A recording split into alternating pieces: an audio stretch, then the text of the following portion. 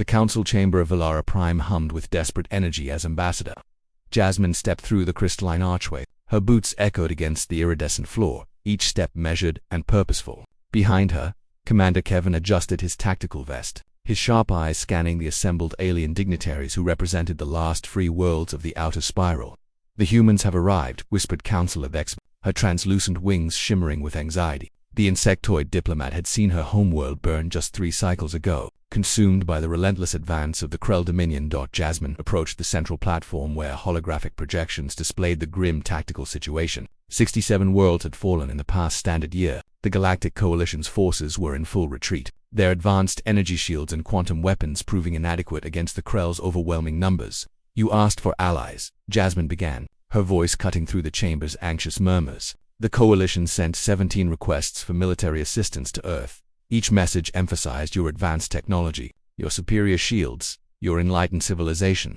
Kevin stepped forward, activating a data. "What you didn't mention was that you're losing badly." A collective gasp rippled through the assembly. Counselor Vren, a towering crystalline being, rose from his seat. "We are the most advanced species in this sector. Our energy dispersal matrices can deflect particle beams that can't stop the Krell." Jasmine interrupted. "We've reviewed your combat logs. Your technology is impressive, but you're predictable. You fight by algorithm, by established protocol. The Krell adapted to that 3 campaigns ago.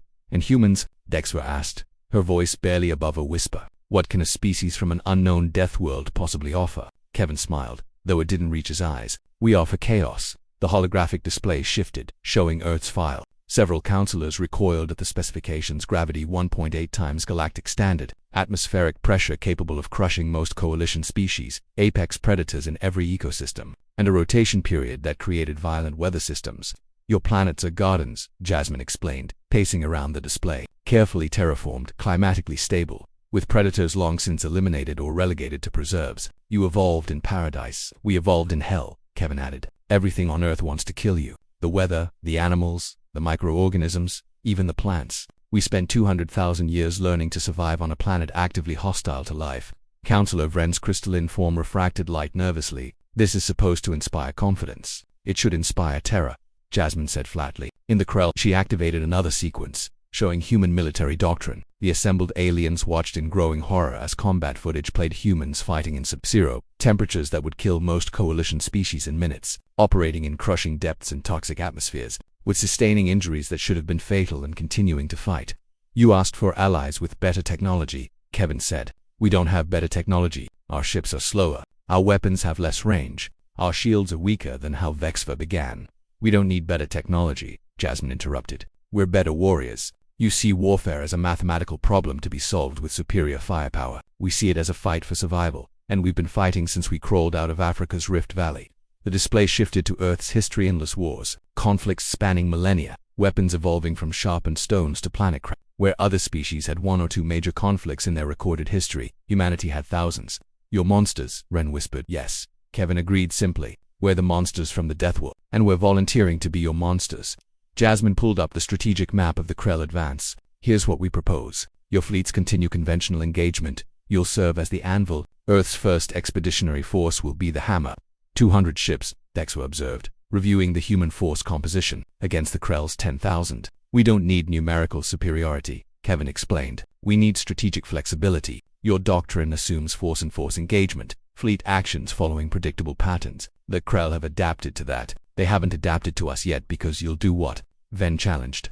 "Whatever it takes," Jasmine answered. "Board their ships, widen their corridors, vent atmosphere sections, set nuclear charges, use chemical weapons if necessary. Tactics you've outlawed as uncivilized."